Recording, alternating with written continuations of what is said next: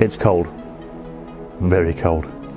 But hang around for a handy winter tip on how to banish those voltage sags forever.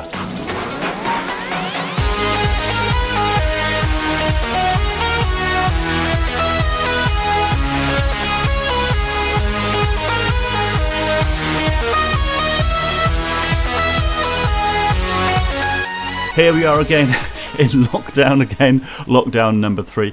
Now things are pretty strict over in the UK, with fines being issued for breach of quarantine. Although I doubt I'm going to get into any real trouble for standing around in a freezing cold field flying a drone, with of course a family member as a spotter for legal requirements. But what I'm going to do is I'm going to do what I did last March when the first lockdown happened, and I'm going to completely ground my fleet, and I'm not going to go outside and fly at all, just to keep within the spirit of things, you know, keep everyone safe.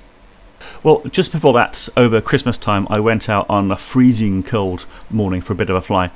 There was a field that I'd noticed for quite some time, and they'd been doing some kind of digging there over the course of the last few years, some little trenches. I thought perhaps it was some exploratory digging for some houses to be built there, or maybe even something archaeological. So I set out and I gave it a fly, and it was a really cold morning, so I was getting some very bad battery sags. I took off and it was like the pack was almost flat.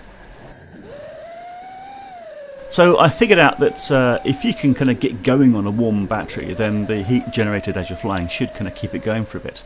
But how to keep your batteries warm?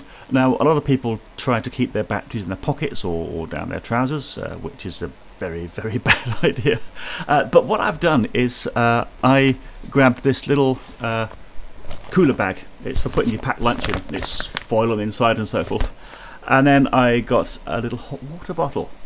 So I filled that up with hot water, shoved that in, and I wasn't entirely happy with the idea of putting Lipos next to it, because it could have leaked, and you know, water next to batteries isn't great.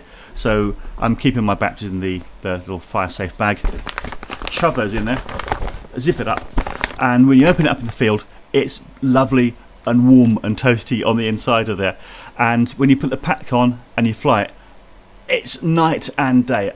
You've got to try it. It's like flying on a warm summer's day. The packs I flew before over Christmas, they were sluggish and they immediately kind of bombed out.